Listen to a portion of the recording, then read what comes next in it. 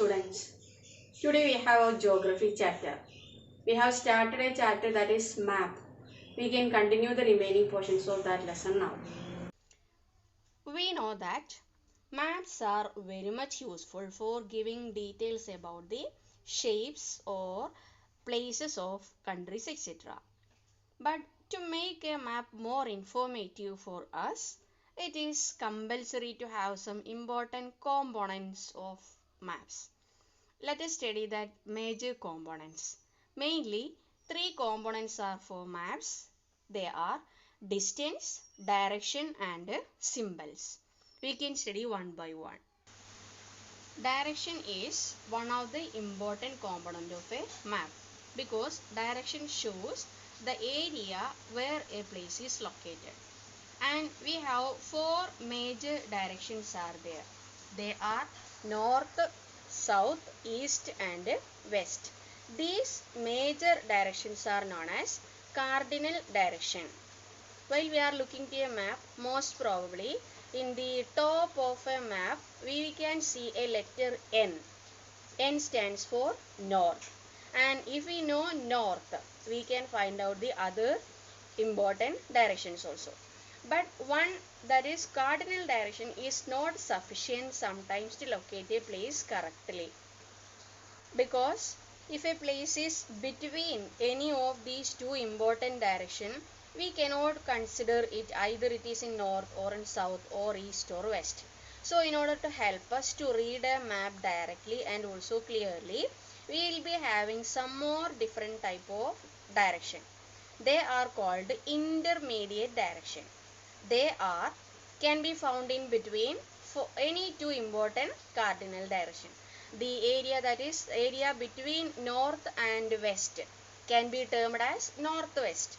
Just like in the north or east, it will be northeast. So in between two major or cardinal direction, intermediate directions can be found. That intermediate directions also very much helpful to know a place exactly with its correct location. Another important component is symbols, because without having symbols, reading a map is not fully proper. And while we are looking to a map, other than the locations, just like the place names or the different boundaries of state, etc., different colors also can be found. All that colors or some different other letters or etc. can be found as a very much helpful factor to read a map properly. Letters, colors, shades, pictures, lines, etc. can be used as symbols. And the major important colors using in a map are brown, green, yellow and blue. Blue stands for water bodies, brown for mountains, yellow stands for plateaus and green, as we know, it is for plains and greenery areas. So colors or letters or shadings or lines etc. can be considered as important symbols which are helpful to read a map properly. And we need to study one important point more. That is, common symbols using on maps are internationally accepted. Such internationally accepted symbols are called conventional symbols. Why symbols are important in reading map is mainly because that it is not possible to draw everything in a map in the form of buildings or churches, roads or railways or rivers, etc. So in order to show where all these are located, some different type of symbols will be shown or given in a map to make that location or that area clearly understood. Now children, let us come to the another important component of a map. And we know what is a map. That is called, it is a representation or a drawing of the surface of the earth or a part of the surface of earth into a flat paper. While we are drawing the surface area of the earth into a flat paper, that is called map. But we know The pictures that we are seeing as map of different countries or continents or our state etc. may not be possible to draw into a piece of paper in its correct size, and it is impossible also. But we are able to draw the pictures or the map of our country or continent or many other district or states etc. into a piece of paper in its correct shape but not with the correct size. But so the another important component of map that we are going to study now is distance. How to show the distance of places on real ground into a paper. We are very much expert in drawing the map of India or countries or continents into a piece of paper or into our notebook. It will be just look like the shape, but its size is reduced.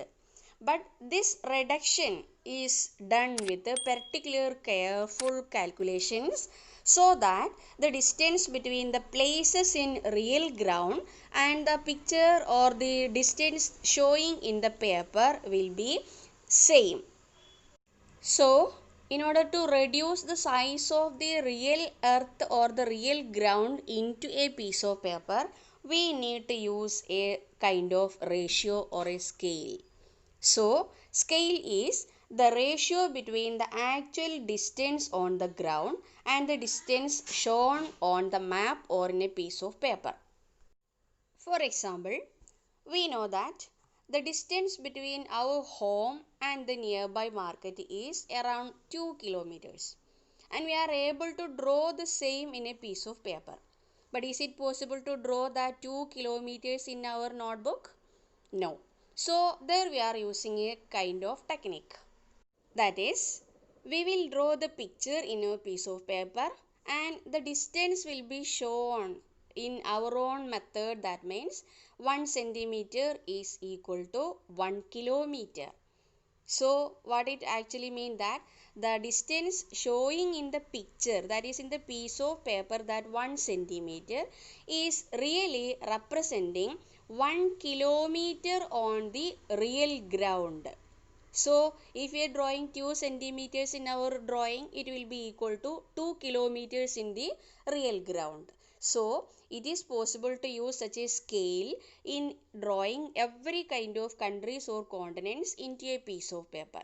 Such a measurement that we are using to show or to represent the real length on the ground into a piece of paper or reducing into a piece of paper is called scale. Scales are of two types, small scales and large scales. If we need to draw large areas like continents or countries etc. into a piece of paper, we are using small scales. That means we will use a measurement like 5 centimeter in our paper, and that 5 centimeter will be equal to 500 kilometers. So we will give 5 centimeters of picture in our piece of paper with 500 kilometers of informations. So here 5 centimeter equal to 500 kilometers. The measurement that here we used is only 5 centimeters of length. That's why such measurement using to draw large areas are called small scale. But while we are drawing areas just like villages or towns or our own homeland etc., that is small area, where into a piece of paper where we are using large areas or large measurement, that is the same 5 centimeter will be using as our measurement here, but it gives only details about 500 meters. So here 5 centimeter equal to 500 meters. That means the area or that picture gives us more details about each and every nook and corners or the important places of that picture itself. So in order to draw large areas, we are using small scale, and in order to draw small area we are using large scale. But here we need to study one more point, that is large scale maps give more information than small scale maps. That is, if we are looking to the map of India, we will get details about the states important. That's all.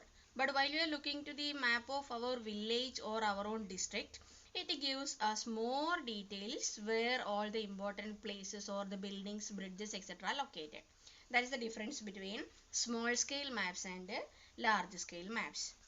So here we studied about the important components of map, just like direction, symbols and distance. So this chapter is came to an end. Let us study the next lesson in the coming days. Thank you. Have a nice day.